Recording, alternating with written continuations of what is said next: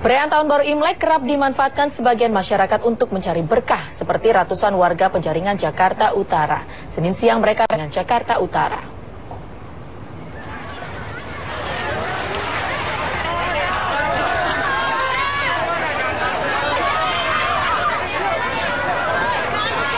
Puluhan ibu-ibu ini terlibat aksi saling dorong saat antri pembagian angpau dan sembako. Petugas terpaksa harus menahan gelombang ibu-ibu yang saling dorong ini lantaran terus memaksa masuk saat pintu dibuka.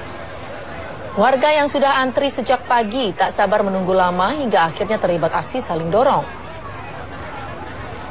Ratusan ibu yang rutin datang ke salah satu rumah warga di Jalan Pluit Karangmas, Pluit Penjaringan, Jakarta Utara ini bahkan nekat membawa bayi meski harus berpanas-panasan di bawah terik sinar matahari. Setiap tahunnya, setiap hari Imlek, ratusan warga rela antri demi mendapatkan angpau, indomie, beras, dan minyak untuk kebutuhan rumah tangga mereka. Fakih Haitami melaporkan usai mengantri, warga akan diminta untuk mencelupkan jari ke tinta biru agar tidak kembali mengambil barang dan pembagian bisa merata. Pemirsa, sebuah sport mewah terlibat kecelakaan maut Senin dini hari tadi menyebabkan 4 pemotor tewas. Pengemudi yang masih dalam keadaan trauma kini diperiksa polisi. Pasca insiden kecelakaan maut yang melibatkan mobil sport mewah dan 2 buah motor, bangkai mobil kini berada di unit Laka Lantas Polres Metro Jakarta Barat. Mobil ratusan juta rupiah ini mengalami ringsek parah di bagian depan. Sang pengemudi RK yang mengalami luka-luka kini dalam keadaan trauma. Saat menjalani pemeriksaan di kantor polisi, RK mengaku melajukan kendaraannya di bawah kecepatan 100 km per jam. Yang pasti saya pastikan nggak nyampe 100. Pokoknya saya tahu hanya teman dari awal saya, sisanya teman yang mengikuti. Mohon maaf, dan ternyata yang korban sebagian teman yang mengikuti. 2 perempuan, itu karena dibawa sama ya saya kenal. Namun ia mengaku sempat kehilangan kendali saat jalanan sedikit berbelok sehingga mobilnya oleng. Rem mobil yang digunakan RK tak sanggup menghentikan laju sehingga menabrak motor yang ada di hadapannya. Mobil bermuatan 8 orang ini melaju dari arah Grogol menuju Tangerang pada Senin pukul 5 dini hari tadi. Pengemudi sempat mengerem 16 meter sebelum menabrak, namun kendaraan yang dikemudikan tidak berhenti total sehingga menabrak 2 motor. 4 orang pemotor tewas di lokasi kejadian di Jalan Dan Mogot kilometer 15 Jakarta Barat. Hendrawan Wikongo, Mahardika Prakasa Satya, Jakarta. Kita beralih ke kasus kematian Mirna. Demi menguak misteri kematian Wayan Mirna Salihin, polisi kembali menggelar rekonstruksi di Cafe Olivier Grand Indonesia, Jakarta Pusat. Selama lebih dari 10 jam, tersangka Jessica Wongso memperagakan reka adegan versi dirinya. Namun Jessica menolak ketika harus memperagakan adegan rekonstruksi berdasarkan fakta dan hasil penyidikan. Apa penyebabnya? Berikut liputannya.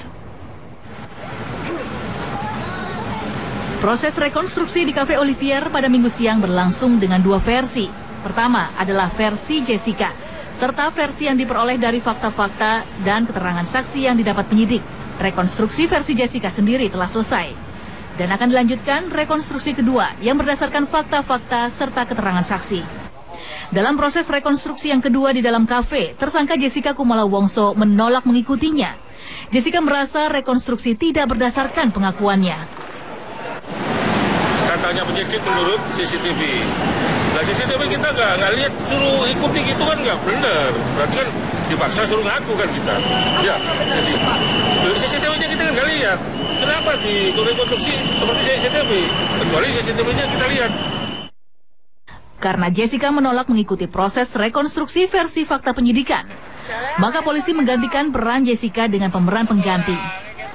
Rekonstruksi penyidik dilakukan berdasarkan fakta-fakta yang didapat oleh penyidik Subdit Jatan Ras, Ditreskrimum Polda Metro Jaya, meresume dari kumpulan fakta dan kesesuaian keterangan para saksi. Penyidik tidak punya versi. Catat itu, penyidik tidak punya versi. Ya, yang kami buatkan berita acara rekonstruksi adalah dari kesesuaian alat bukti, petunjuk, ya, keterangan ahli, keterangan saksi. Kerja keras polisi membuktikan Jessica sebagai tersangka kasus pembunuhan Wayan Mirna Salihin menyita perhatian publik. Besar harapan polisi bisa menuntaskan kasus kematian Wayan Mirna Salihin dengan klimaks. Selain polisi yang terus mengumpulkan alat bukti, keluarga juga tidak tinggal diam. Ayahanda Mirna Darmawan Salihin memiliki bukti kuat yang masih disimpan dan akan dibongkar saat proses hukum di pengadilan. Galih Putra, Jakarta. Pemirsa, jenazah JD, bocah SD yang tewas setelah diculik dan dibunuh, tiba di kampung halamannya di Garut, Jawa Barat, Minggu malam. Kedatangan bocah periang ini disambut tangis histeris. Sejumlah kerabat bahkan jatuh pingsan lantaran tidak menyangka korban tewas dengan cara tidak wajar.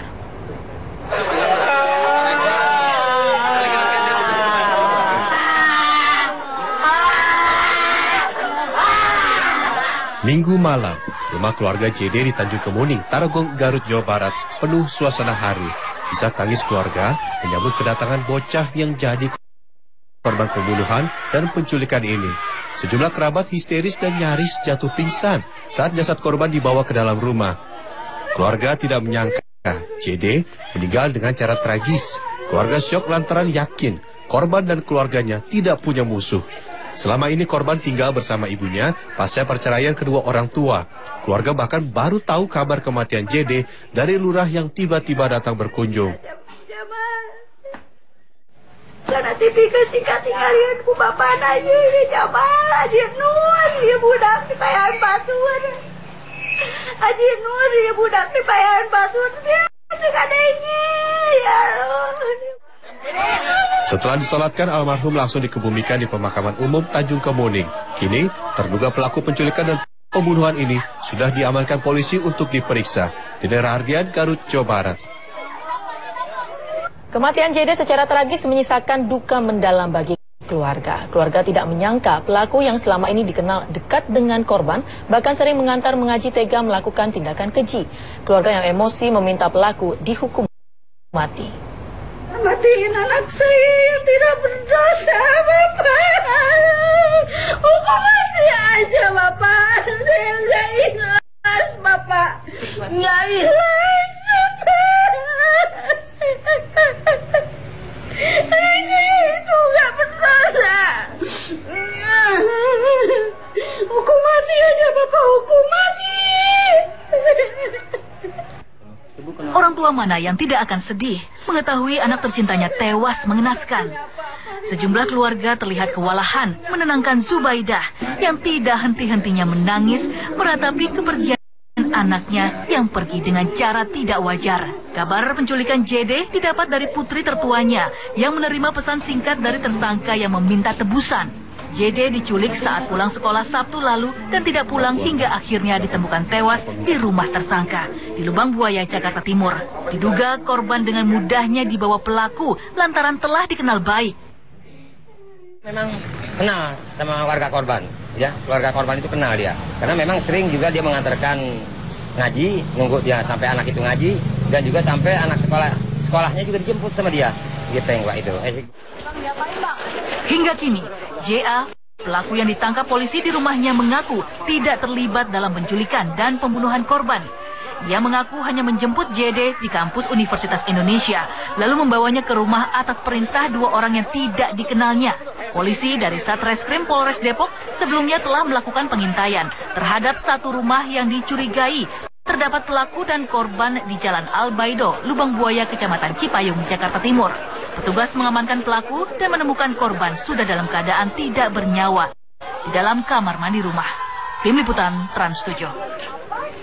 Penculikan disertai pembunuhan yang terjadi pada anak sungguh memilukan. Selain faktor ekonomi atau mengincar uang tebusan, ada faktor lain yang sangat mengkhawatirkan berkaitan dengan kejahatan pada anak ini, yaitu potensi adanya dugaan pedofilia pada pelakunya. Berikut laporan khas redaksi. Kasus kematian JD, bocah sekolah dasar di Depok, Jawa Barat, mulai terkuak. Ia diculik Sabtu lalu dan diduga dibunuh tetangganya sendiri. Tersangka penculik dan pembunuh yang ditangkap polisi, Begeng, memang belum mengakui telah menghabisi nyawa korban. Ia berkelit mendapat ancaman dari dua orang tak dikenal jika tidak menjemput korban JD dan membawa korban ke rumahnya. Namun polisi sudah mengantongi bukti-bukti sebelum akhirnya menangkapnya. Gak ada apa-apain, saya nggak tahu. Kenapa bisa di tempat apa? Ya karena saya diancam juga. Diancamnya gimana? Diancamnya kalau anak harus bawa ke rumah. Tapi kamu culik anaknya? Enggak, saya yang nyulik. Siapa? Bukan saya yang nyulik. Siapa yang bawa? Enggak, saya juga. Nggak mungkin nggak tahu, Bang. Saya minta pertemuan di belakang UI. Minta pertemuan cerita dari awal. Saya ditelepon sama tersangka ini. Siapa? Saya nggak kenal. Ya, kasus kejahatan pada anak seperti ini juga pernah terjadi pada bocah PNF di Kalideres, Jakarta Barat. Bocah sekolah dasar berusia 9 tahun itu sempat menghilang setelah diculik oleh tetangganya. Ia pun ditemukan tak bernyawa di dalam sebuah kardus. Miris saat terungkap PNF mengalami kekerasan seksual sebelum nyawanya dihabisi pelaku yang kejam. Pelaku awalnya bahkan tak berniat membunuh. Namun setelah memuaskan nafsu bejatnya, ia tak tahu bagaimana menutupi kejahatan hingga akhirnya membunuh korban. Lalu bagaimana sebenarnya latar belakang di balik kematian bocah JD di Depok, Jawa Barat? Benarkah ia juga menjadi korban kejahatan seksual oleh pelaku yang diduga pedofilia? Polresta Depok, Jawa Barat telah menggandeng Komisi Perlindungan Anak Indonesia atau KPAI untuk mengungkap motif penculikan yang menyebabkan tewasnya bocah 7 tahun itu. Polisi juga telah menyiapkan tim ahli psikologi untuk memeriksa kejiwaan pelaku sambil menunggu hasil otopsi apakah benar ada unsur kekerasan seksual. Kami di sini sangat mendukung apa yang dilakukan Polresta Depok beserta jajaran, dan kami juga tadi sudah koordinasi bahwa untuk penguatan diduga Indonesia memang potensi pada pedofilia. Kejahatan seksual pada anak memiliki dampak sangat buruk. Selain resiko tertular penyakit, korban anak bisa mengalami trauma, kecanduan melukai diri sendiri, dan yang paling buruk, dikhawatirkan saat dewasa adanya kecenderungan untuk mengulangi tindakan kekerasan yang pernah dialaminya dulu. Untuk itu para orang tua diharapkan tidak luput memberikan pengawasan pada anak dan membekali mereka dengan pengetahuan untuk menolak ajakan-ajakan tak senonoh oleh orang lain. Orang tua juga harus membekali anak dengan pengetahuan untuk menjaga diri saat bahaya datang. Tim Liputan Trans 7. Banyak cara mengisi libur Imlek Tahun Monyet Api, seperti berkunjung ke kebun binatang Surabaya, memberi makan monyet-monyet lucu dengan pohon angpau. Di lain tempat, atraksi barongsai hadir di stasiun Jakarta Kota untuk menghibur penumpang. Berikut liputan selengkapnya.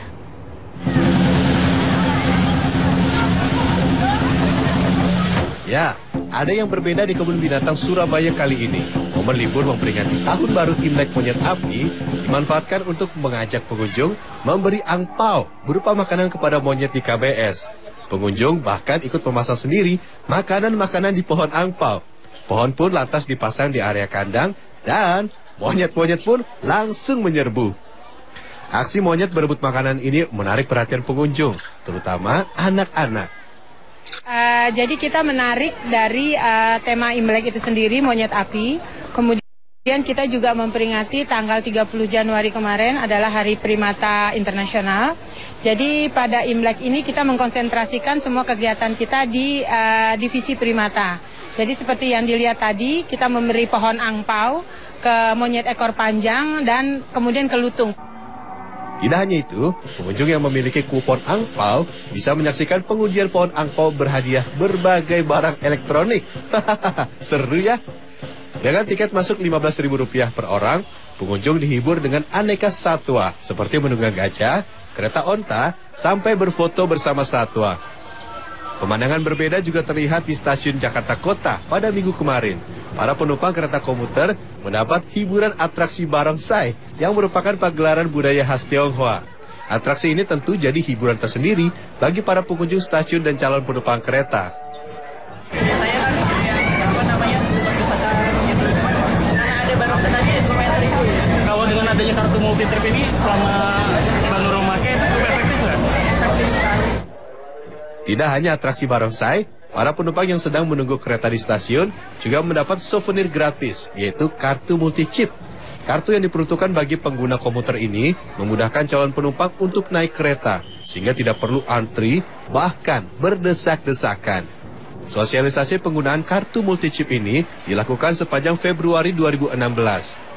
Sementara di Bekasi, Jawa Barat, ratusan anak usia 4 hingga 12 tahun mengikuti lomba melukis angpau yang digelar di pusat perbelanjaan di Bekasi Selatan. Anak-anak nampak antusias melukis barongsai yang dimainkan oleh dua anak-anak. Berbagai ekspresi dan kreativitas peserta dituangkan dalam gambar angpau yang disediakan panitia. Gambar naga. Dibentuk buat apa muaranya gambar naga? Karena angpau identik sama Imlek banget. Jadi anak-anak pasti yang di benaknya anak-anak kalau Imlek itu pasti minta angpau. Jadi kita kenapa menghias angpau biar anak-anak selain minta angpau juga bisa kreatif untuk membuat angpaunya sendiri. Usai dilukis, anak-anak juga dituntut mampu melipat angpau dengan baik. Selain dinilai oleh panitia, angpau akan dibagikan kepada anak-anak yang nantinya akan dijadikan hadiah pada perayaan Imlek. Lucu juga ya angpaunya. Tim Liputan, Trans 7. Jika Anda masih bingung memilih hantaran untuk perayaan Tahun Baru Monyet Api, bisa dicoba ide yang satu ini, bakpao karakter Imlek. Tak hanya bentuknya yang cantik, erat dengan nuansa oriental, rasanya pun tak kalah menggiurkan. Ingin tahu seperti apa? Berikut liputannya. Siapa bilang cuma kue keranjang dan jeruk santang yang bisa dijadikan hantaran Imlek untuk orang tersayang? Buktinya, sederet bakpao menggemaskan ini ternyata tak kalah unik untuk memeriahkan Hari Raya Imlek.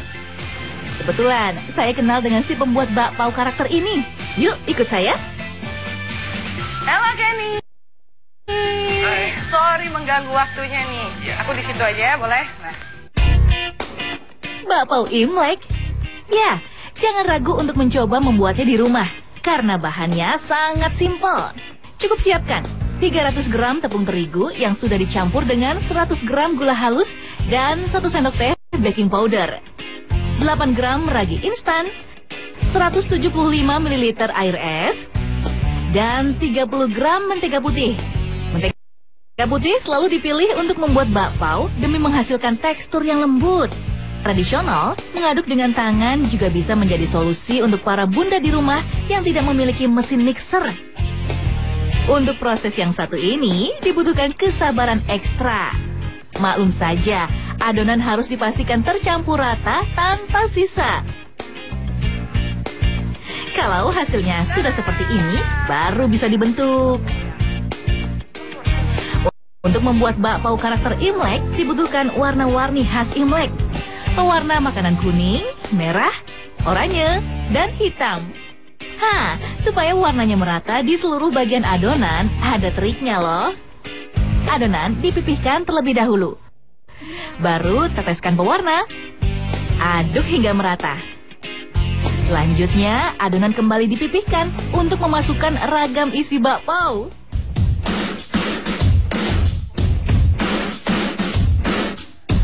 Eits, pada proses ini ada teknik khusus yang tidak boleh dilanggar.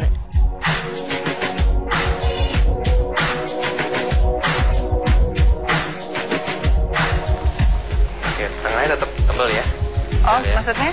Tujuannya supaya pas. Sini ada talas atau yang lebih dikenal dengan taro. Juga ada tausa atau kacang hitam dan potongan ayam panggang.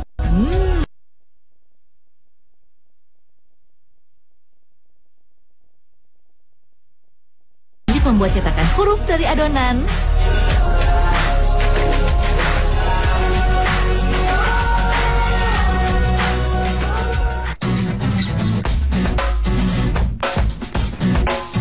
Setelah semua huruf sudah tersedia, saatnya menempelkan pada bakpao.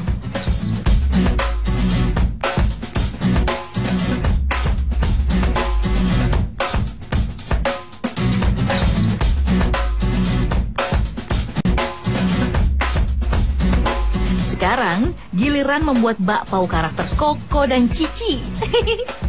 Berhubung ini butuh kemampuan dan ketelitian tingkat tinggi, saya serahkan saja seluruhnya pada sang ahli. Tada! Bakpao karakter sudah jadi, saatnya dikukus. Tunggu sampai 10 menit ya, agar mengembang dan matang sempurna.